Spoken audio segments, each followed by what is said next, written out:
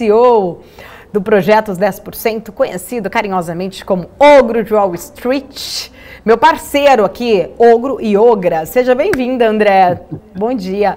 Bom dia, meninas. Bom dia, Paula. Bom dia, Cabral. Bom dia, Débora. Pode ser meninas mesmo. Dia, Débora. Pode ser meninas. Tá só eu, Cabral e Felipe. Ué, cadê a Isa e a Débora? A Débora chegou atrasada por conta do trânsito. Vou falar baixinho. Tá ali fora se maquiando, mas chegou atrasada porque tá chovendo em São Paulo. Ah, ela tá ali. Ela tá se defendendo que ela tá pronta. Tá pronta agora, tá? Sabe aquela coisa assim que a mulher fica pronta nos 45 do segundo tempo e fala pro marido, mas eu tô pronta há séculos. Débora tá ali, tá? O Felipe tem que deixar ali, sair do lugar, vir pra cá pra Débora tomar posse. Isa hoje está de casa porque Isa tá quase parindo o Olaf. Você sabe da história do Olaf? Não, você não viu, grávida, né? Mas a história eu não sei. Isa, te amo, tá? Não briga comigo, nós Todo somos amigas. Eu não perco a piada. Ela, você trouxe presente pra ela? Trouxe. A Isa, mas não vou contar agora, esperar outro André, dia. a Isa só chupa gelo o dia inteiro, é o desejo dela. Por isso que a menina é magra e só tem a barriguinha que tá com 35, 36 semanas quase pra nascer. A barriga é mais pesada do que o resto do corpo. Aí semana passada o Cabral falou que o desejo dele era comer churrasco, carne e tal. E a Isa assim, super, né, monja, zen. Ah, eu vou no churrasco, eu nem olho pra carne. Eu fico vendo aqueles cubinhos de gelo, eu tenho uma vontade de comer gelo. Aí o ser aqui não aguentou. Eu só imaginei um Olaf, um boneco de gelo na barriga dela. E soltei que Isa iria parir um Olaf. Né? É. Disney, aí né? A Débora me manda um let it go aqui. Cara, nós tivemos que ir pro break. Fomos pro break. Eu falei, deixa a Isa descansando com o Olafzinho em casa. Eu botei um negócio na cabeça, né, que era a Elsa. A Elsa. Eu enfiava de Elsa na cabeça. Eu adorava. Manda essa foto, André. Manda essa foto. E eu vi o show da Elsa, né, que é o... Esqueci o nome do filme. Ai, meu Deus, tô ficando... Frozen! Tá ficando, então, não. O tiro tá ficando. Teve um Frozen, tem um show da Frozen na Disney, cara, que é lindo, né? Tava com as crianças, não sei o quê, e, pô, eu nunca tinha visto o filme, mas o show lá na Disney me marcou. E aí, fomos pra Bariloche, 3, 4 meses depois, eu esquiava de Elsa. E eu ficava cantando. Eu aposto que o Cabral é daqueles pais porra louca com as meninas que deve se vestir de Elsa e fazer um espetáculo. Eu aposto. Eu tenho um filho minuto, você viu, Mariana, no 710? Eu vou te mandar uma foto eu vestido de unicórnio. Mano. Sabe aquele pijama de unicórnio? Eu botei uma vez e tirei um monte de foto com as crianças. Mas é muito bom. Eu invito o Michael Jackson pro meu filho. Aí ontem ele falou assim pra mim, mamãe, busca o seu coletinho. Não tem a mesma graça sem o seu coletinho. Porque eu ponho lá e começo a dançar Michael Jackson pra incentivar ele, né? Aprender coisas boas, ouvir músicas boas, né? Falo pro meu filho. Mas é muito bom, acho ótimo. Cabral, eu quero ver você de sereia ou de Elsa e eu quero ver a foto também. Imagina eu de sereia com essa pança. Como é que vai ficar a pança em cima da sereia, você nadando aquela pança assim, ó, vai ser uma beleza. Vai. Essa pança que ano que vem é cortinho. É Shape, Cabral Shape 2023. Ele vai só chupar gelo, por isso que ele vai emagrecer. Ô, Gro, vamos lá, quero fazer algumas perguntas, mas a mais importante... Deixa eu só te perguntar uma coisa rapidinho que o Cabral falou, e agora eu tava mexendo aqui no SP... Ele falou do número do Goldman Sachs, que ele pegou no JP Morgan. JP Morgan. Seria de quanto a alta de hoje? De 4 a 5. Eu acho que... Não, perdão, de 3 a 5. Acho que é 3 a 5. 3 a 5. 4 a 5, perdão, de 4 a 5. Eu acho que é difícil, pode até passar, mas eu acho que fecha abaixo o ISP... vai fechar abaixo de 4.125 pontos. Porque é ali. Isso dá quanto percentual? O segundo alvo de FIBO. O percentual daria. Deixa eu pegar aqui. Percentual daria. 3,5 no máximo. Que já foi.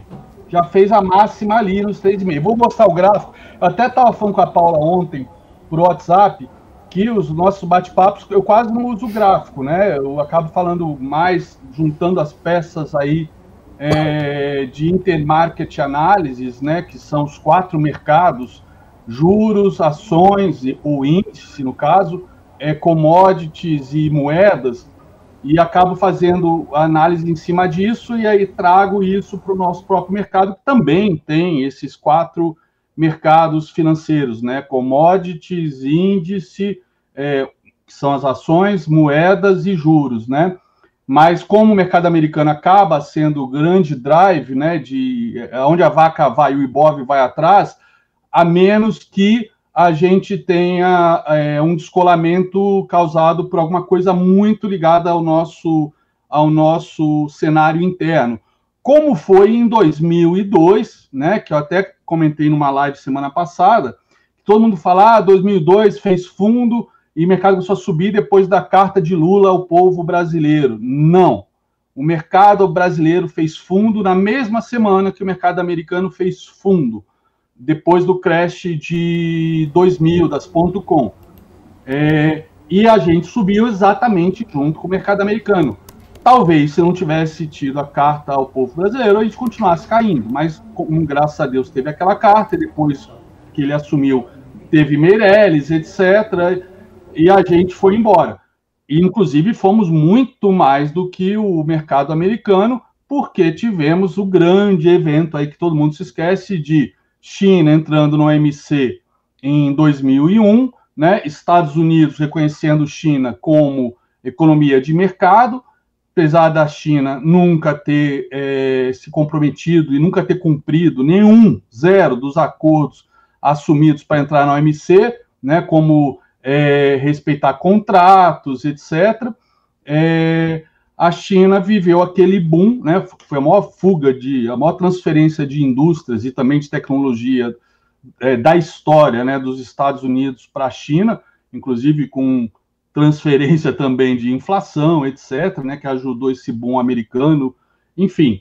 E aí a gente surfou o boom das commodities. Hoje o cenário é completamente adverso, né, ao de 2002, apesar de eu ver muita gente insistindo, o próprio Lula, durante a campanha, insistia nisso, né, o que eu fiz em 2002, não tem nada a ver o que ele fez em 2002 com 2022. O cenário não só é completamente adverso, como a gente estava saindo, a gente tinha feito um fundo no mercado financeiro global, a China, como eu falei, tinha entrado na OMC, tinha sido reconhecida pelos Estados Unidos como economia de mercado, houve essa transferência de fábricas, né, para a China, de empregos para a China, e agora é diferente, né?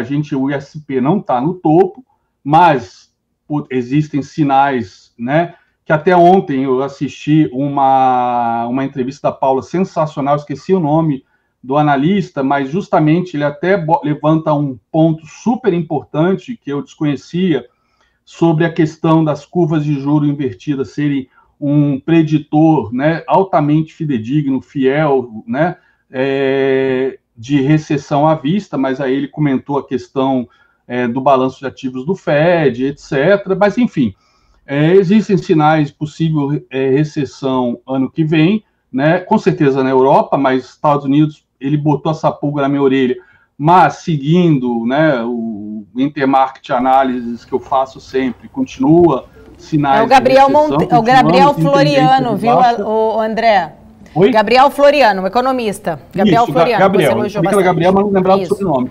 E aí eu vou compartilhar só essa tela, mas foi muito legal a entrevista de ontem, Paulo, parabéns. E aí, então já aproveita, André, e fala o que eu te disse, né? Quando o André falou que eu gosto de fazer várias outras perguntas para o André, que muitas vezes nem ele usa o gráfico, eu falei, ninguém mandou você ser bom e falar de todos os assuntos, e eu não preciso fazer perguntas só do gráfico, né? Acaba vindo aí já uma grande explicação aí do André Machado sobre, atento, né, a grandes movimentações de todos os cenários possíveis. Eu vou, antes de você fazer essa análise importante, André, eu já vou aproveitar e fazer essa pergunta que é uma dúvida minha, né? Inclusive, aí eu estava lendo esses dias, né, principalmente desde ontem, muita repercussão em relação a tudo que está acontecendo no cenário político. Eu queria entender, já se você puder olhar aí no teu gráfico, o dólar deve sofrer efeito Lula, pode chegar a R$6? Você acha que o mercado pode estar sendo leniente com essas propostas aí do novo governo, já aproveitando que você está com o gráfico aí aberto? Olha, eu acho que eu tenho um alvo para R$6 no dólar, tá?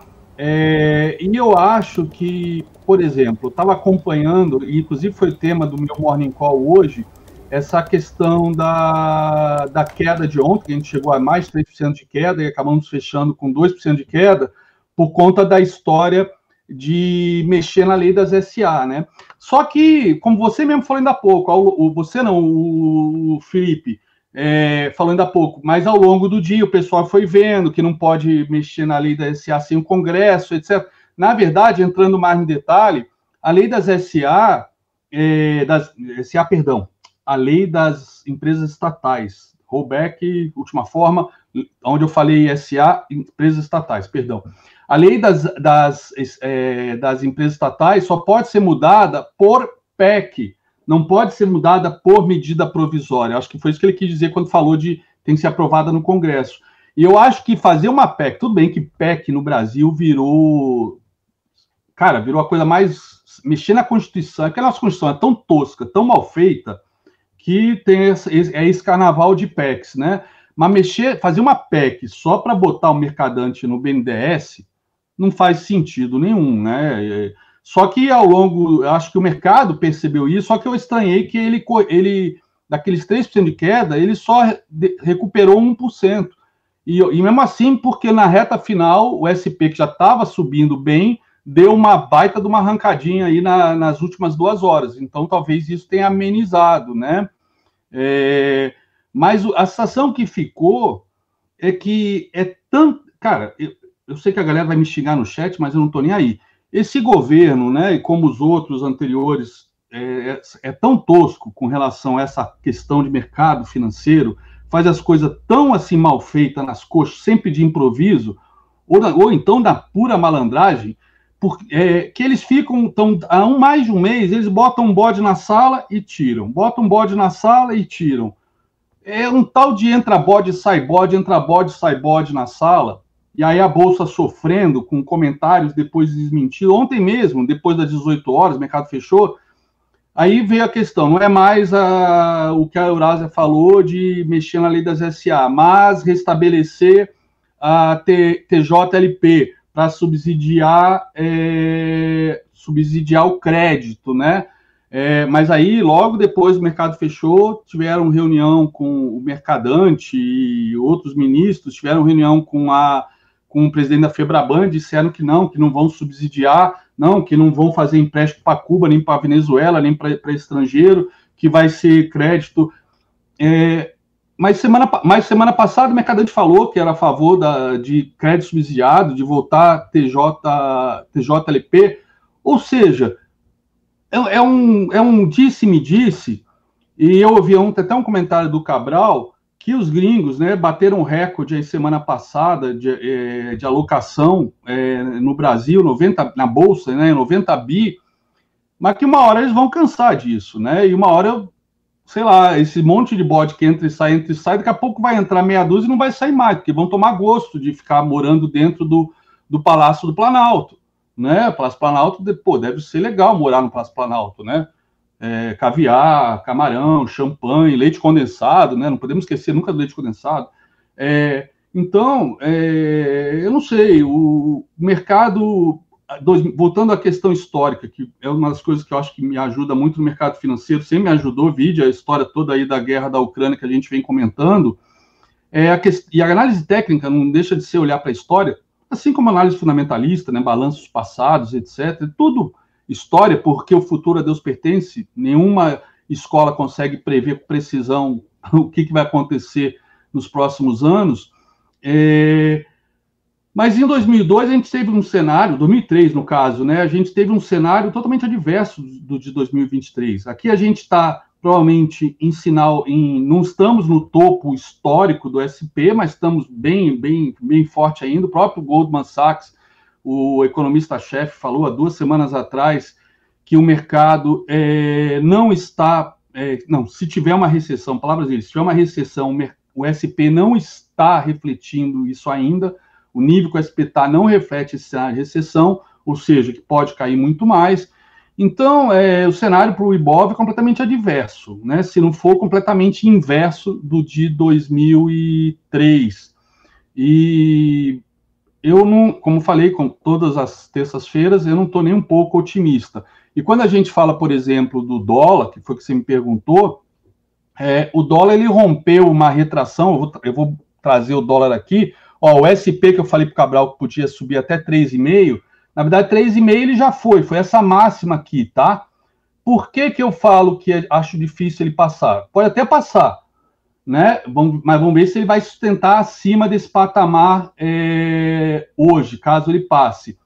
Mas eu até falo no meu Telegram e nos comentários que eu faço, de todas as projeções de FIBO, a que mais estatisticamente a que o SP vai buscar, e depois ou ele corrige um pouco e depois vai buscar alvos maiores, ou ele ali encontra o final do movimento e volta para a tendência principal.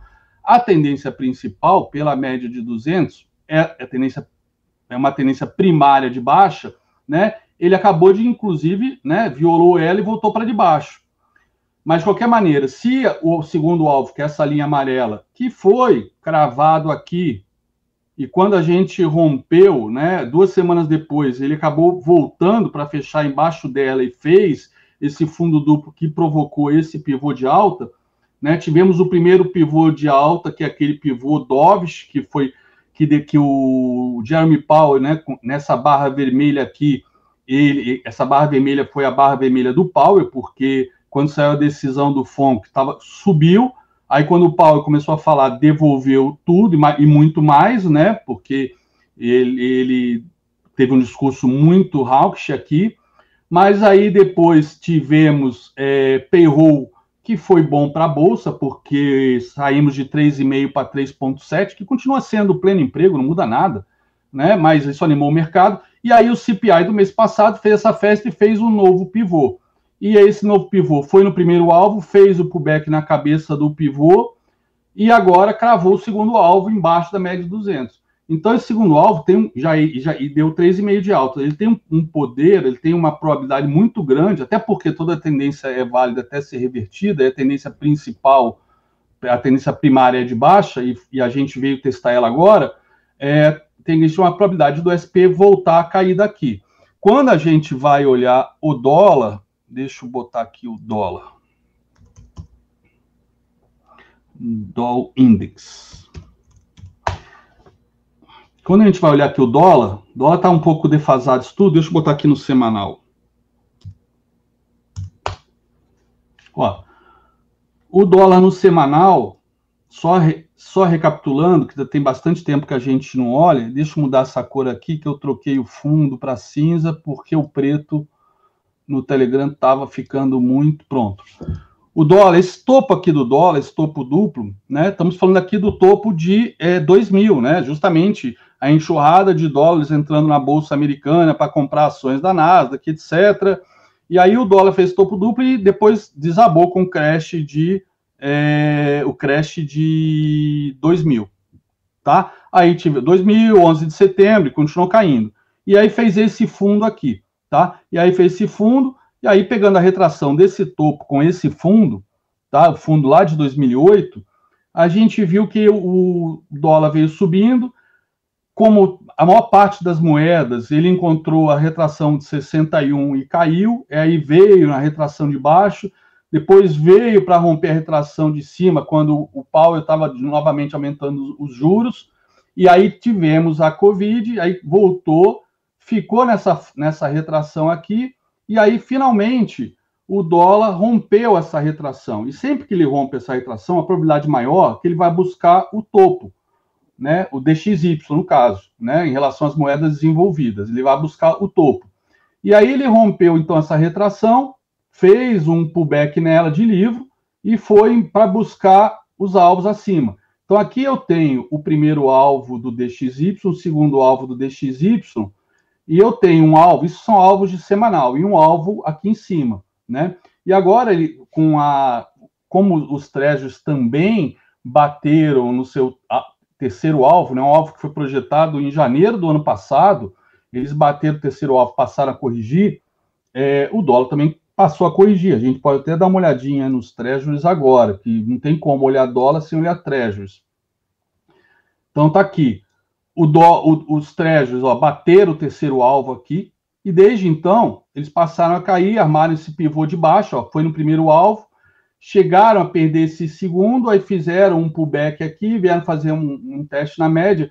Então, aqui a gente tem espaço ainda para o DXY, para os Treasuries, né, continuarem caindo até o patamar de 3,34, 3,35, com possibilidade de dar um stretch e vir aqui buscar a média de 200, que está ascendente, que é a linha tendência primária dos Treasuries. Então, o dólar pode continuar caindo ainda, o DXY, né, em relação às moedas envolvidas, e aí, em primeiro lugar, o euro com quase 60% do peso. Mas, batendo aqui, eu acho que a tendência é o dólar voltar, os Treasuries voltar a subir, pegar a tendência primária, voltar a subir, e o dólar voltar a subir também. E aí, neste caso, o nosso dólar não tem como ele ficar caindo com o dólar se valorizando no mundo inteiro, até porque o nosso fiscal não está... não é uma noiva em véspera de casamento, né? Então, a gente teve aqui, aquela questão, até que eu falei ali do DXY, do semanal. O dólar deu essa porrada para cima, tentou romper esse topo, não conseguiu, voltou para debaixo, e aí veio testar, ele fez inclusive a mínima aqui no 61,8, no dia seguinte violou, voltou para dentro, e aí fez um padrão de reversão super bonito, que veio, inclusive, né, testar esse padrão de reversão aqui, né, dá para perceber aqui que ele fechou na altura aqui dessa máxima, né, onde o mercado começou a reverter, o pessoal que estava vendido, então houve a defesa aqui de quem estava vendido, virou a mão dos comprados, né, onde o mercado virou aqui, houve a defesa e subimos 3 dias seguidos. E agora está recuando, mas esse recuo pode ser só um pullback aqui nessa retração para ir buscar topo. Aí o topo está novamente aqui na região dos 5,42. Vamos partir do princípio que ele rompa esse topo aqui. Se ele romper este topo aqui, né, os alvos imediatos que a gente tem são esses alvos aqui, podendo chegar o terceiro alvo a 5,46, ok? Até aí, nada demais, a gente já visitou esse patamar várias vezes. Só que se ele vier aqui no terceiro alvo e fizer um pullback neste topo aqui que ele tentou romper e não conseguiu, aí o próximo alvo, aí sim que a coisa fica feia para o dólar, porque aí o próximo alvo passa a ser exatamente esta perna aqui para cima,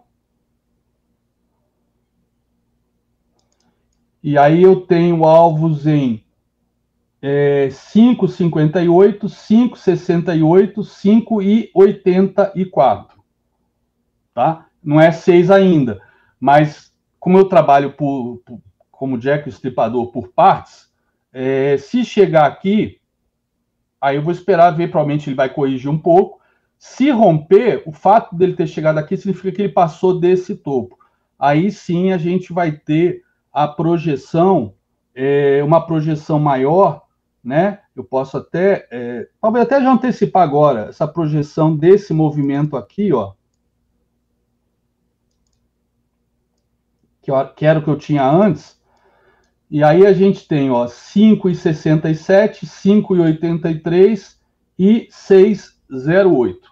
Aí seriam os alvos, né, do dólar, mas que tudo depende dos juros aqui, dos juros nos Estados Unidos, né? A gente viu como o CPI mexeu agora com o SP500, mas o dólar, né, a média de 200 que estava descendente, né, que não serviu de muito suporte nem de resistência, o dólar passou para cima e para baixo várias vezes, a gente já vê essa média começando a querer mudar a direção dela para cima, né, e ela começa a sinalizar o quê? Que o mercado está querendo abrir um leque, né, uma tendência primária de alta, que já está, uma tendência secundária de alta, que já está, e agora uma terciária, né, nessa última semana, uma terciária de baixa, mas a gente vê que está numa baita de uma acumulação, mas a gente vê uma ordem cronológica aqui, né, dessas três médias, primária, secundária e terciária,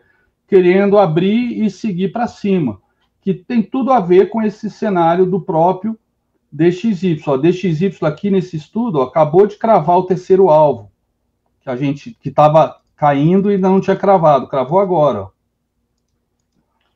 Cravou. Tem umas diferenças, às vezes, no Profit com TradingView para esses sinais gringos, tá? A média de 200, deixa eu ver. Ah, não, ali era semanal que eu estava olhando, aqui é diário, tá certo. Ó, ele perdeu a média de 200, fez pullback nela, ó, e veio para o terceiro alvo. Aqui é aquela retração igualzinho que está no Profit. Aqui pode ser um suporte, pode ser não, é um suporte super importante, que se segurar aqui pode levar o dólar de novo para cima da média de 200 e de novo para a tendência de alta. Que aí leva a gente junto, né? E o S&P, ó, S&P, quanto que está subindo aqui agora? 3%, ó. Tem alguma diferença aqui por conta de contratos, tá? Nesse caso aqui, ele até rompeu a média até rompeu o segundo alvo. Ó, cravou o primeiro alvo, está rompendo o segundo. Deixa eu ver como é que está no Profit.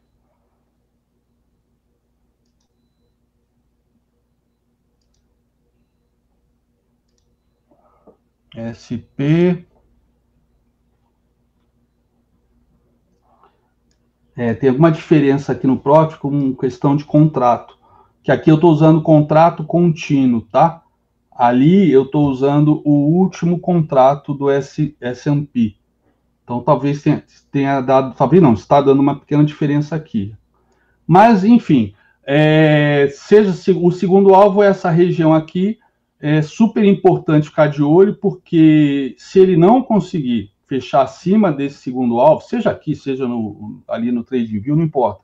Se ele não conseguir, a gente pode retomar a queda no próprio S&P. E aí, nesse caso, até vou aproveitar o desenho que eu já tinha feito no outro, ó, aquele falso pivô dovish do Fed acabou confirmando, acabou gerando um fundo mais alto que o anterior, mas um fundo que rompeu o pivô e que pode ser esse canalzinho de alta. E esse canalzinho de alta, ele pode ser uma visão de longo prazo, né? Ele pode ser justamente uma bandeirona de baixo, ou seja, caiu, subiu, foi nesses alvos, né? Foi nesse ralizinho de bear market, e aí se perde essa LTA, ele retoma a tendência principal. Então, tudo isso agora, é difícil saber agora exatamente no ponto que ele está, o que vai acontecer, né?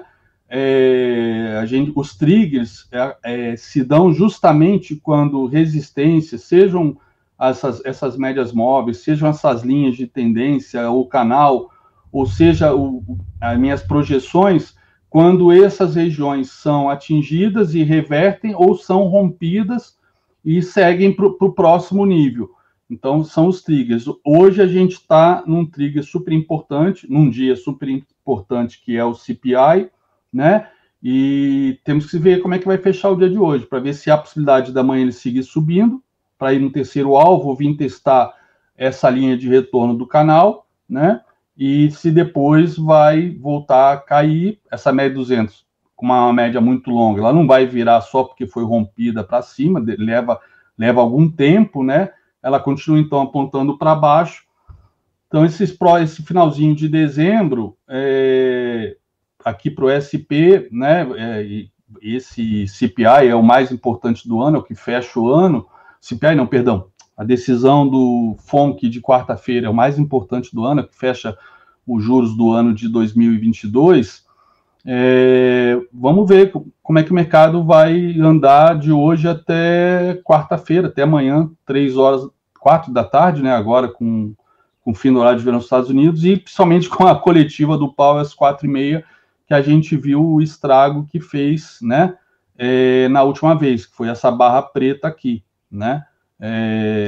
o Bullard e outros dirigentes do Fed estão dizendo, sinalizando que a taxa de juros precisa ir acima de 5% para reduzir a inflação e ficar um bom tempo acima de 5%, só que provavelmente com o CPI de hoje, as apostas de 50 base points na quarta-feira se mantêm, e eu acho que ia sair isso de qualquer maneira, mas fortalece as apostas de mais 2 aumentos de 25 e fim, ou seja, fechar o ciclo de juros em 4,75, que vai contra o que todos os Fed Boys têm dito. Todos falam de mais de 5% ou 5% por um longo tempo, até os mais dovish.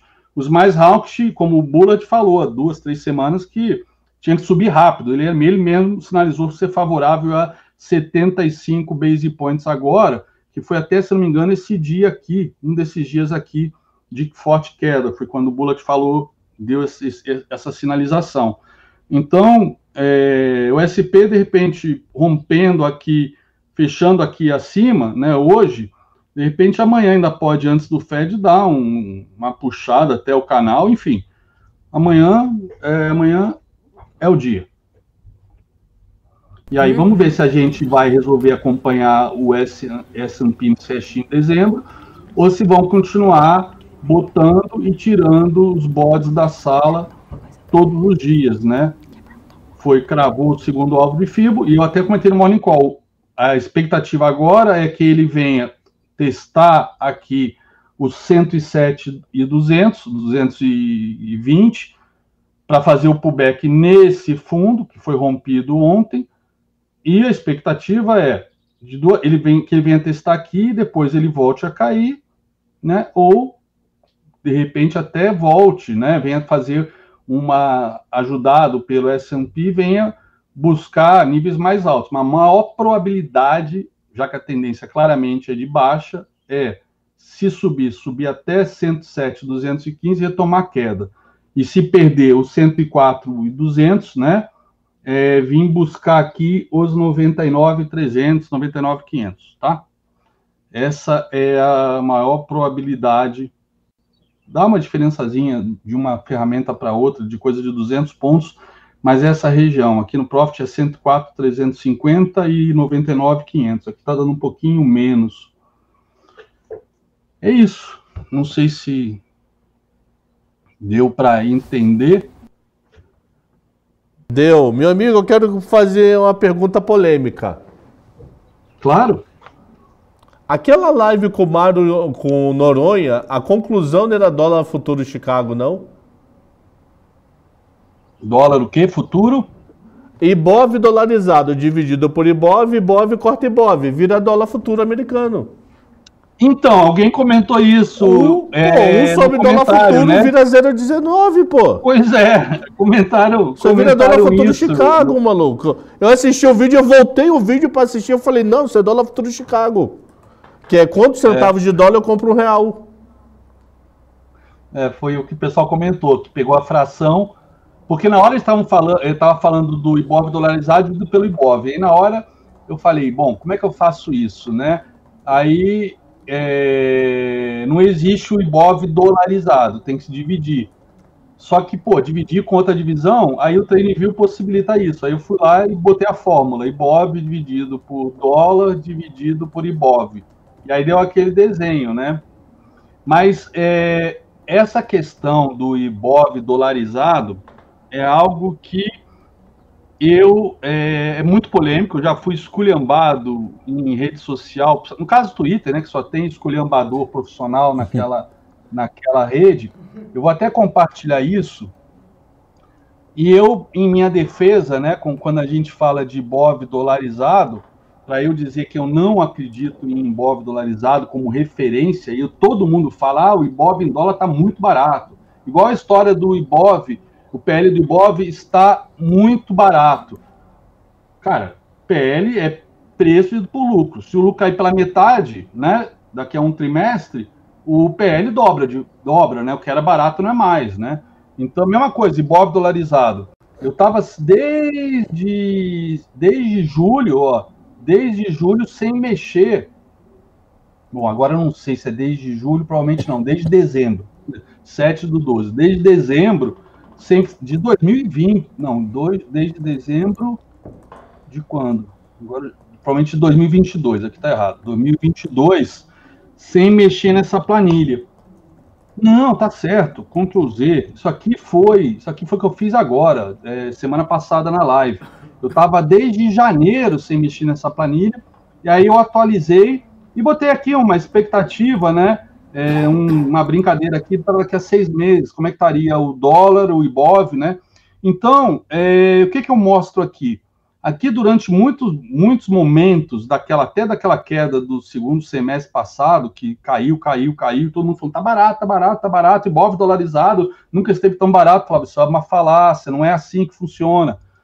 E eu falo isso, apesar de contra tantos profissionais fodásticos da Faria Lima, porque tem um cara que eu acho que é o mais fodástico de todos nós juntos e somados, que é o Luiz Barsi, que ele fala que é uma besteira falar de IBOV dolarizado, né? Que o que interessa é quanto que o gringo vai ter de lucro, né? E aí eu tinha essa planilha, eu compartilhei com ele, falei com ele isso em 2017, e ele falou para mim que eu já acreditava. Falei, não faz sentido IBOV dolarizado.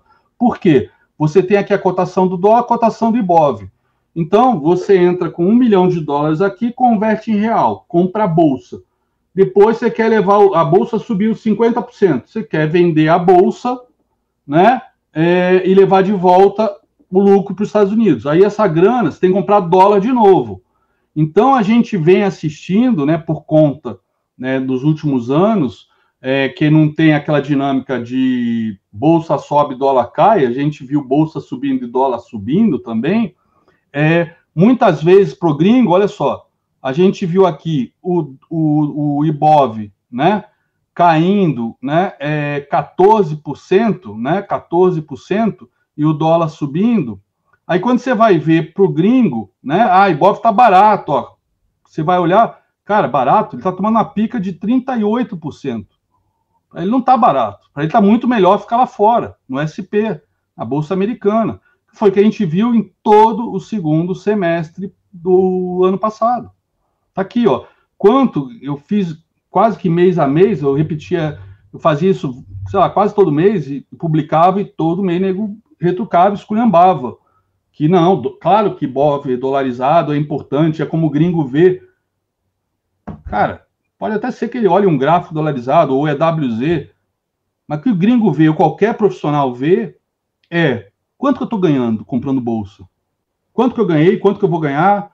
Qual é a perspectiva do dólar? Qual é a perspectiva da bolsa? Quanto que vai dar no final para mim em dólares, meu lucro? Está aqui, segundo semestre inteiro, né? Bolsa no Brasil, para o gringo, deu muito mais prejuízo do que lucro, tá? E aí eu peguei, então, dia 7 agora, comparei justamente com o início do ano. O dólar caiu 8,4%, tá? A bolsa sobe 5%, o gringo está ganhando 14,59%. E diferente do SP, lá está caindo 18%. Por isso que o gringo está comprando, porque agora está fazendo sentido, como não fez no semestre passado inteiro. Isso é matemática. Isso aqui pode vir um Nobel de Economia falar que está errado. Eu falei, não, isso não está errado. Isso é uma planilha de padeiro, de quem chega na bolsa para comprar num dia e sai, sei lá, tantos meses ou tantos anos depois. Quanto que ganhou? É claro que tem outras estratégias, tem cupom cambial, uma série de coisas, mas aqui é preto no branco. Quanto que deu? Não estou envolvendo o hedge. Hedge tem custo, aqui é o básico, né? Não sei se você discorda disso, Cabral. Como eu falei, apesar de até um Nobel, se vier discordar, eu vou retrucar. Mas, na verdade, eu falo isso muito porque o Barsi me passou essa ideia de que eu estava certo nessa análise. Que não faz sentido. Eu meio que discordo, mas fica por outro debate. Não, discorda, vamos lá, ué. Por quê? Porque gringo, o que acontece? Ele tem que ter um benchmark. Ele tem que olhar para um benchmark de algum país. Por exemplo, qual a maior bolsa que deve mais estar subindo hoje? Deve ser da Turquia, provavelmente, da moeda deles. Porque só de inflação é 90% ao ano. Então, se ele botar na própria moeda, da moeda do país de destino, onde é que está indo a grana, ele vai ver lá, 90% da bolsa da Turquia. Eu não sei nem quanto tá, estou chutando que deve estar subindo muito. Porque senão não está pagando a inflação. Ele bota no dólar. Não, tudo bem. Ele bota o IBOV no dólar, ele quer ver no dólar. Só que, se você pegar, por exemplo, um gráfico do IBOV dolarizado e falar, pô, caiu muito, está nas mínimas históricas, então é hora de comprar, é isso que eu estou falando. Não estou dizendo que é errado ele olhar em dólar. Ele olha na moeda dele, vai olhar, imagina, vai olhar em lira, turca, em peso argentino? Não vai. Está subindo 2,83. Ele vai olhar sempre em dólar. Mas, no final de um ano desse dinheiro alocado, quanto que ele ganhou em dólar? Ele também não vai olhar em real quanto ele ganhou em real ou quanto ele ganhou em lira. Ele vai olhar quanto ganhou em dólar. No segundo semestre, ele perdeu muito mais do que o IBOV por conta em dólar. O IBOV dolarizado ele perdeu muito mais. Né? Enquanto, inclusive, o SP estava em tendência de alta. É nisso que eu falo, que o IBOV dolarizado não adianta olhar o gráfico e falar, porra, tá na mínima histórica, vamos comprar, tá muito barato em dólar. Peraí, tá barato em dólar, né? Mas se o dólar continuar subindo, quando esse lucro que ele vai, caso a bolsa suba, né? Foi como eu fiz esse exercício aqui, vamos supor que a bolsa em 6 meses vai para R$6. Tá aqui, isso em relação a 7 de dezembro, semana passada, ele vai para quinta-feira, vai para R$6 e vai para 150 mil pontos, vamos supor, 150 mil pontos, não sei quanto vai estar o SP, mas se você for olhar, se o dólar for para R$6 e a bolsa para 150 mil, o lucro, né, não vai ser 37, vai ser 19, que é uma puta do lucro. Mas é impossível a bolsa ir para 6 com o dólar para 6 com a bolsa indo para 150 mil. Não sei, se tiver inflação, pode ser que a bolsa suba por conta da inflação, como você falou da questão da lira turca. A bolsa sobe, enfim. Não sei se faz muito sentido fazer esse exercício de futurologia, mas do passado para cá, tá aqui os números, né? Pegando aqui todo o segundo semestre, até janeiro, olha quanto que o gringo estaria perdendo, né? Tá, aí tá, ok. Mas ele tem que fazer toda a conta em dólar. Ok, a discussão do comprar em dólar. Ok, a discussão de estar barato ou não em dólar. Isso eu até entendo porque o efeito de desvalorização é muito forte. Mas a conta dele tem que ser toda em dólar.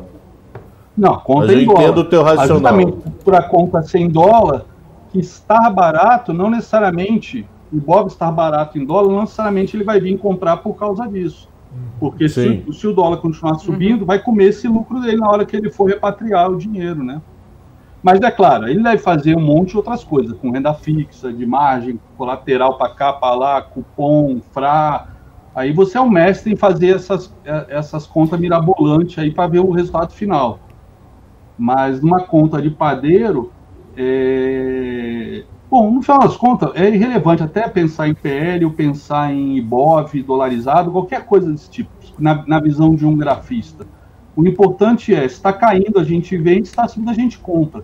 E tentar acertar fundo e topo, só se for para comprar realmente bons papéis, né, que pagam bons dividendos. Agora, papel caiu 90%, a small cap super amassada, né, porque todo mundo manda, a pessoa física está vendendo, o gestor tem que vender, fazer o quê? Dói o coração dele, mas ele vende, a cota, ele pressiona o IBOV para baixo e o gringo está raspando. Show de bola, mas o gringo está raspando o quê?